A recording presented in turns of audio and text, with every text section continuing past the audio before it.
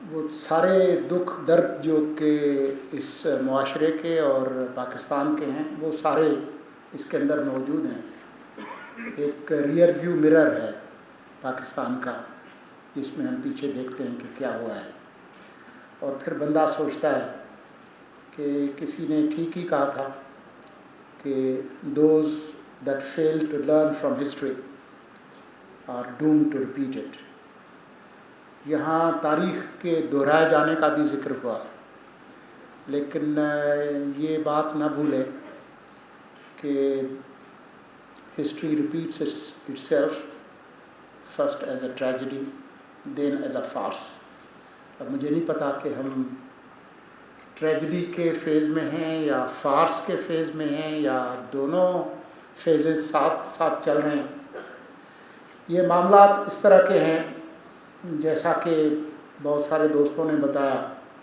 کہ پاکستان بننے سے جو معاملات شروع ہوئے، چاہے وہ 1 یونٹ بننے سے پہلے کے ہوں، وزیر اعظم لیاقت علی خان اور اس وقت کے سندھ کے پریمیئر ایوب کھوڑو کے درمیان جو مسائل تھے، چاہے فاسٹ فارورڈ کر کے آپ لے آئیں حیدرآباد سازش کیس ہو، یا پھر 90 کے دہائی کے اندر جو میوزیکل چیئر بنی۔ دل تو میرا چاہتا ہے کہ میں ان تمام معاملات پر کھل کر بات کروں، اور پہلے میں بات کرتا بھی تھا 17 اگست سے پہلے، لیکن جب سے میں نے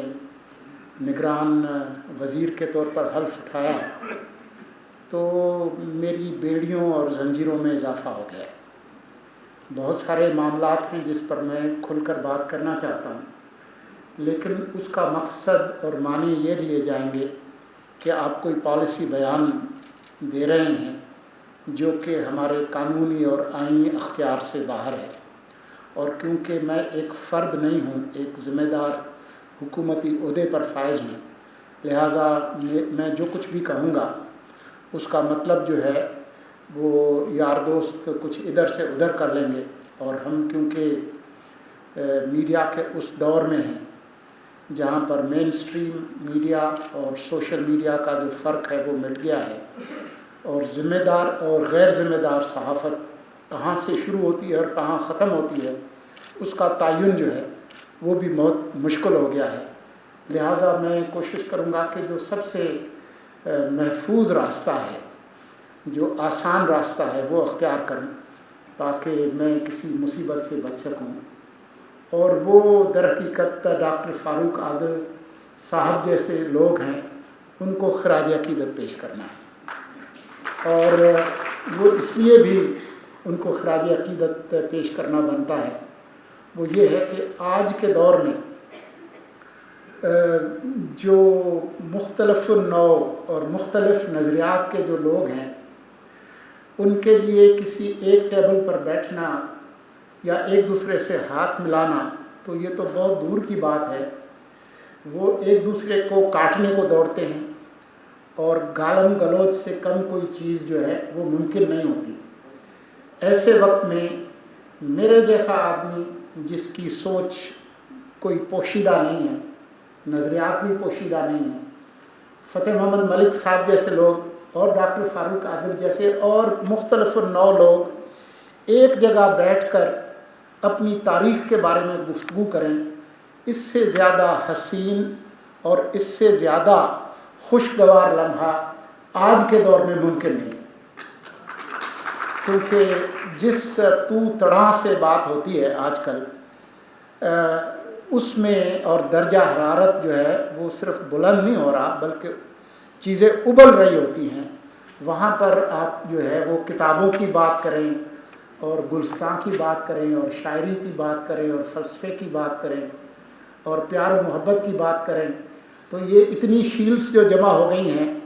ان شیلڈز نے مجھے تو کم از کم جو ممکنہ حملے تھے ان سے محفوظ کر لیا ہے، تو ان تمام شیلڈز کا بھی بہت بہت شکریہ۔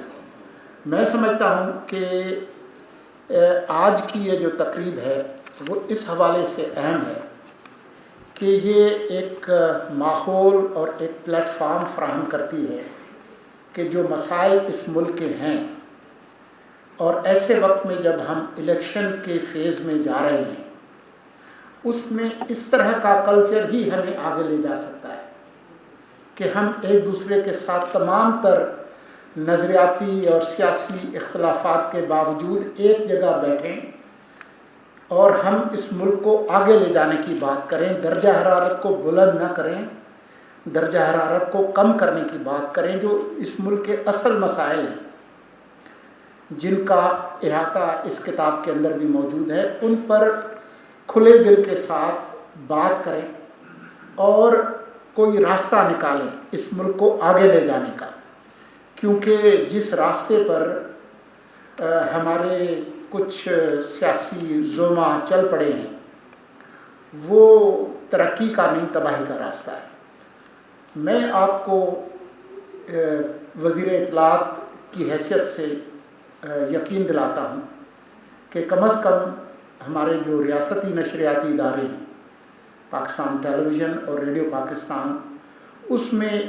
آپ کے مددگار ہوں گے کہ جو بنیادی مسائل ہیں اس ملک کے، اس پر آپ بات کریں، اپنا پروگرام دیں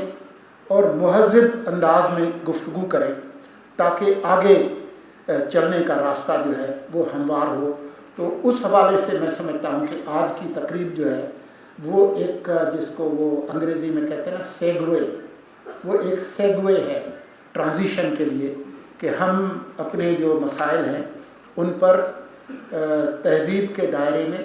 کھلی دل کے ساتھ اس ملک کو آگے لے جانے کے حوالے سے گفتگو کریں۔